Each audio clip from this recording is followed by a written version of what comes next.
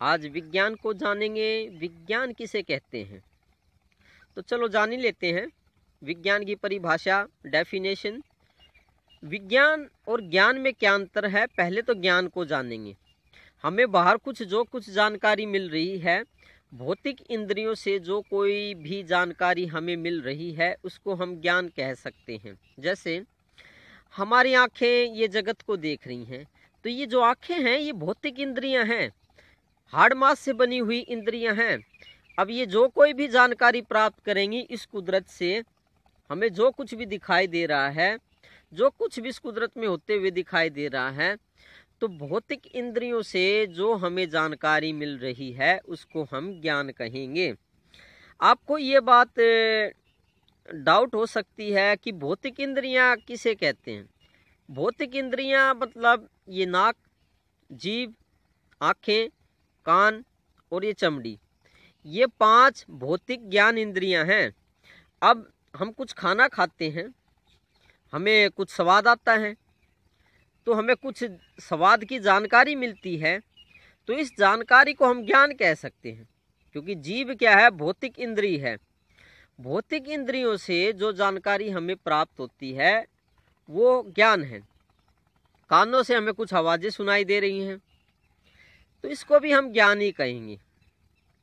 अब बात आ जाती है, चलो यहाँ तक तो ठीक है, अब विज्ञान किसे कहेंगे।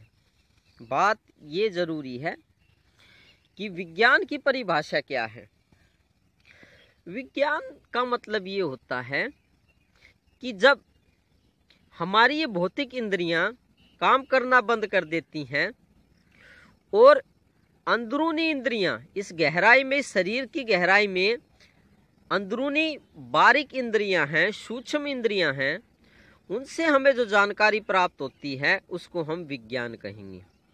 2 तरह की जानकारी है, एक तो बाहर की तो ज्ञान है, और एक अंदरूनी ज्ञान, अंदरूनी नॉलेज, इस कुदरत की गहराई की नॉलेज।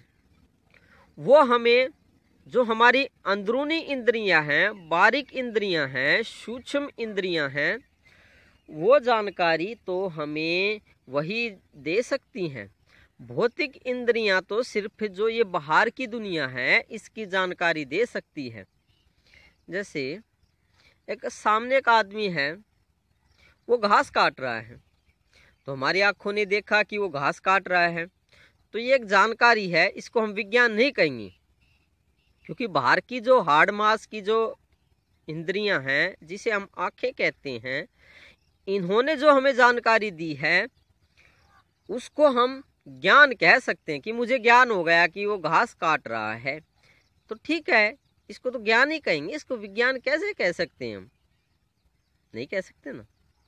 लेकिन एक कुदरत में छुपे हुए कुछ राज हैं, वो छुपे हुए राज को ये आंखें नहीं दिखा सकती हैं, उनकी जानकारी ये बाहर की आंखें नहीं दे सकती हैं।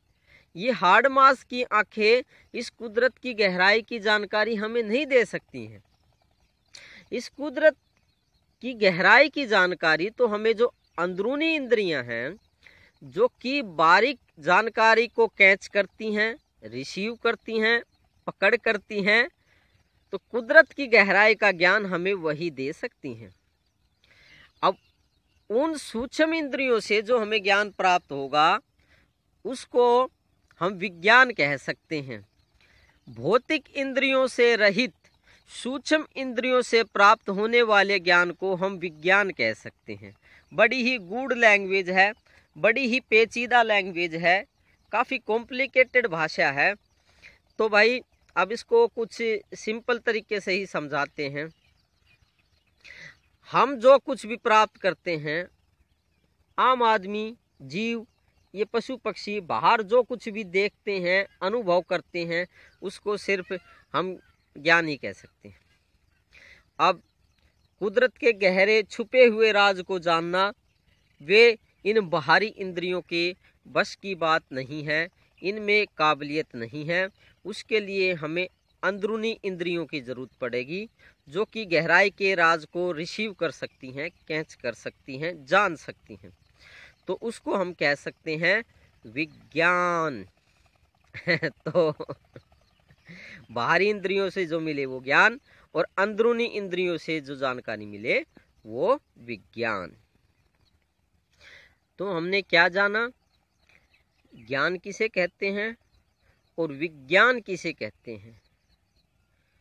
तो मैं उम्मीद करता हूँ कि विज्ञान आपको समझ में आया होगा।